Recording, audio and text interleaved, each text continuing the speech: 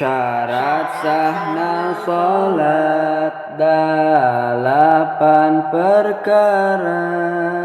Hiji kudu suci tina hadas dua suci tina najis dina badan, dina tempat sareng dina papakean.